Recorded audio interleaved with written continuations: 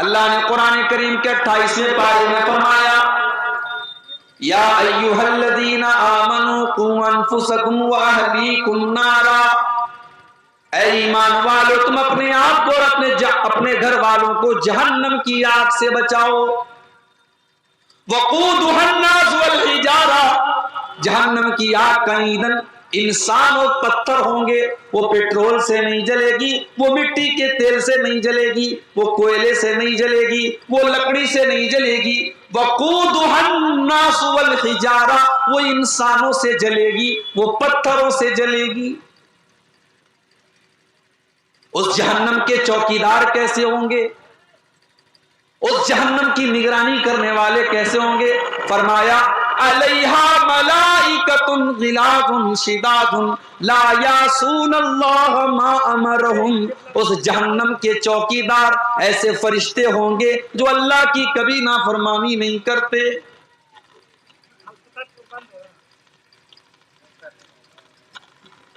فرشتے اللہ کی نافرمانی نہیں کرتے، فرشتے گناہ نہیں کرتے۔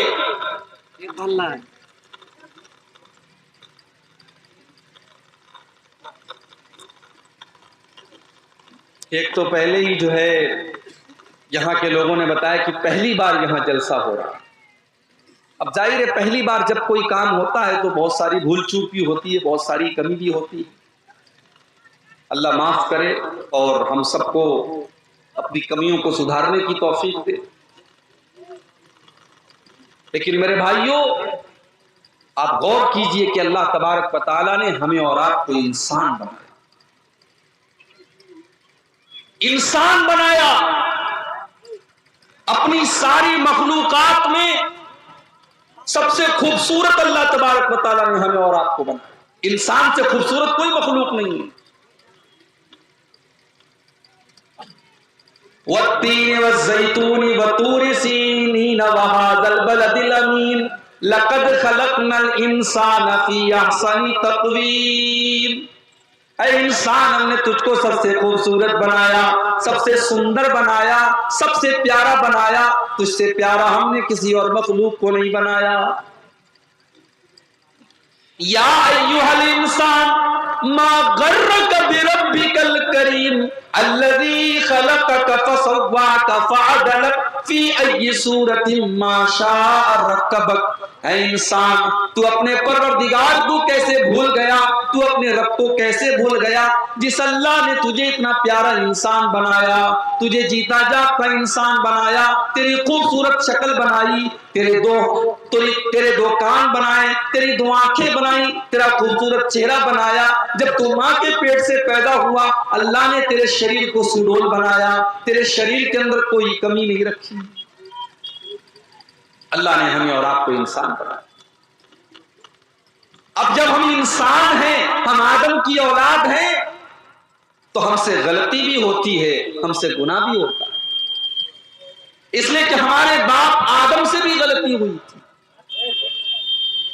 جب اللہ تعالیٰ نے آدم علیہ السلام کو بنایا اور حضرت آدم و حوا سے کہا کہ تم دونوں جنت میں رہنا اور جو چاہے کھا لینا، جو چاہے تم پی لینا، لیکن اللہ تعالیٰ نے ایک درخت کو خاص کر دیا، ایک پیڑ کو خاص کر دیا کہ تم اس پیڑ کے قریب نہ جانا، اس درخت کے قریب تم نہ جانا۔ لا تقربا هذه الشجرہ، اے آدم اے حوا تم جنت کی تمام نعمتوں سے فائدہ اٹھا سکتے ہو مگر تم اس پیڑ کے قریب نہ جانا، فتکونا من الظالمین، ورنہ تم ظالم ہو جاؤ گے۔ اب شیطان ہمارے باپ آدم کے پاس اور ہماری ماں حوا کے پاس، اس نے کہا کہ اے آدم اے حوا تمہیں پتا ہے کہ اللہ تعالیٰ نے اس پیڑ کے قریب جانے سے تم کو کیوں منع کیا ہے، اس پیڑ کو کھانے سے کیوں منع کیا ہے؟ اے آدم اگر تم اس پیڑ کو کھا لو گے، اس کے پھل کو تم کھا لو گے تو تم ہمیشہ ہمیشہ کے لیے جنت میں رہو گے اور تم فرشتے بن جاؤ گے۔ حالانکہ آدم علیہ السلام کو اللہ تعالیٰ نے فرشتوں سے بھی افضل بنایا تھا، فرشتوں کو حکم دیا تھا کہ ان کو سجدہ کرو، مگر ابلیس اور شیطان جب ہمارے باپ آدم کے دماغ کو بھی گھما سکتا ہے تو ہم اور آپ کی کیا حیثیت ہے میرے بھائی؟ اس نے کہا ہے آدم اس پیڑ کو تم کھا لو، ہمیشہ تم جنت میں رہو گے اور تم فرشتے بن جاؤ۔ اور جانتے ہو ابلیس نے اللہ کی قسم کھا کر کے کہا ہے آدم میں اللہ کی قسم کھا کر کے کہتا ہوں میں تمہارا بھلا چاہتا ہوں، میں تمہارا دوست ہوں، میں تمہارا ساتھی ہوں، میں تو تمہاری بھلائی چاہتا ہوں۔ قرآن کہتا ہے فَدَلَّاهُمَا بِغُرُورٍ، جب آدم اور حوا کے سامنے شیطان نے اللہ کی قسم کھا لی تو دونوں دھوکہ کھا گئے۔ جو اللہ والے ہوتے ہیں وہ اللہ کے نام پر دھوکہ بہت جلدی کھا گئے۔ اللہ والوں کو اللہ کے نام پر بیوقوف بنانا بہت آسان ہوتا ہے۔ فَدَلَّاهُمَا بِغُرُورٍ، آدم اور حوا کو شیطان نے اپنے شیشے میں اتار لیا، دونوں نے اس درخت کے پھل کو کھا لیا۔ فَلَمَّا ذَاقَا الشَّجَرَةَ، جب آدم اور حوا نے اس پیڑ کو کھا لیا، بدت لَهُمَا سَوْآتُهُمَا، تو دونوں ننگے ہو گئے، دونوں کی شرمگاہیں نظر آنے لگی، دونوں کا ستر نظر آنے لگا، دونوں کے بدن سے کپڑے اتر گئے۔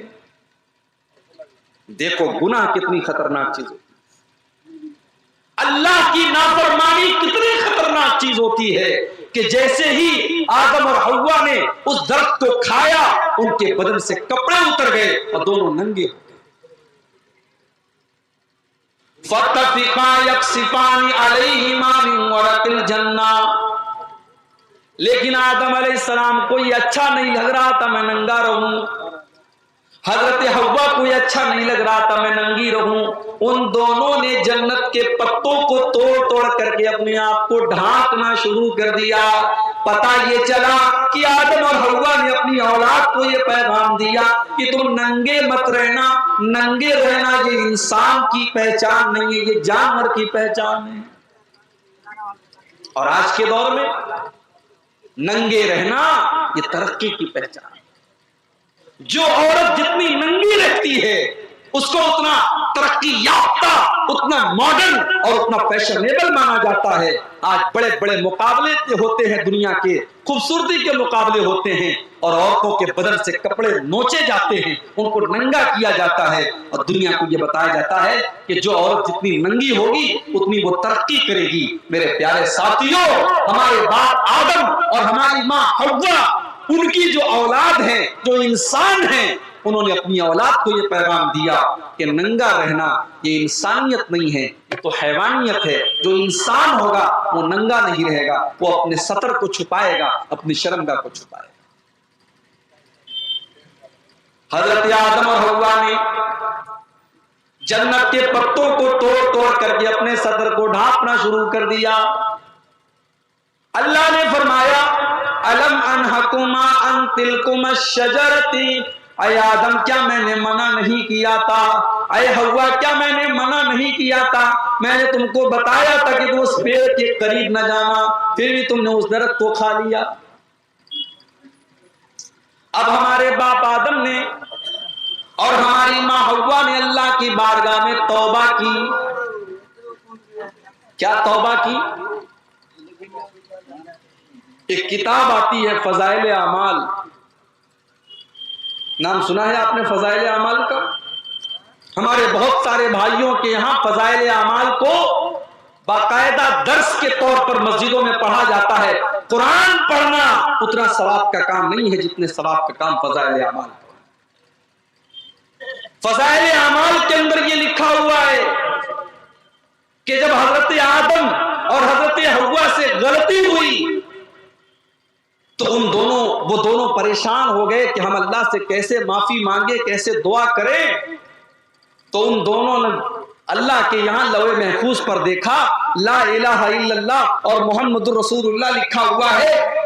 وہ سمجھ گئے کہ محمد الرسول اللہ جب لکھا ہوا ہے اس کا مطلب کہ کوئی بہت بڑی ہستی ہے۔ انہوں نے اللہ کے رسول کے وسیلے سے دعا مانگی اور ان کی دعا قبول ہو گئی۔ اور جب انہوں نے اللہ سے یہ کہا کہ اللہ تو محمد کے وسیلے سے ہماری توبہ کو قبول فرما لے، اللہ نے ان کی توبہ کو قبول کر لیا۔ کہاں لکھا ہوا ہے؟ فضائل اعمال میں لکھا ہے۔ لیکن میرے پیارے ساتھیوں، قرآن کیا کہتا ہے؟ قرآن یہ کہتا ہے کہ آدم اور حوا نے اللہ کی بارگاہ میں یہ دعا کی، ربنا ظلمنا انفسنا وَإِن لَّمْ تَغْفِرْ لَنَا وَتَرْحَمْنَا لَنَكُونَنَّ مِنَ الْخَاسِرِينَ۔ اے اللہ، اے ہمارے پروردگار، ہم نے یہ گناہ کر کے، ہم نے یہ خطا کر کے، ہم نے یہ غلطی کر کے اپنی جان کے اوپر ظلم کیا ہے، ہم نے اپنے اوپر اتیاچار کیا ہے۔ وَإِن لَّمْ تَغْفِرْ لَنَا، اور اگر تو نے ہم کو معاف نہیں کیا، وَتَرْحَمْنَا، اور اگر تو نے ہم پر رحم نہیں کیا، لَنَكُونَنَّ مِنَ الْخَاسِرِينَ، تو اے اللہ ہم بہت بڑے نقصان اٹھانے والوں میں سے ہو جائیں گے، ہم بہت بڑے خسارہ اٹھانے والوں میں سے ہو جائیں گے۔ قرآن تو یہ دعا بتا رہا ہے، اور فضائل اعمال کے اندر کیا لکھا ہے کہ اللہ کے پیارے نبی کے وسیلے سے دعا مانگی گئی۔ اس کا مطلب یہ ہوا کہ وہ رانگ نمبر ہے، وہ غلط نمبر ہے، اور صحیح بات وہ ہے جو قرآن بیان کر رہا ہے کہ حضرت آدم اور حضرت حوا نے اللہ کی بارگاہ میں یہ دعا کی اور اپنی غلطی کا اقرار کیا، اور اللہ سے دعا کی کہ اللہ ہم نے اپنی جان پر ظلم کیا ہے، اور تو نے اگر معاف نہیں کیا تو ہم کہاں جائیں گے۔ اللہ نے دونوں کی توبہ کو قبول کیا۔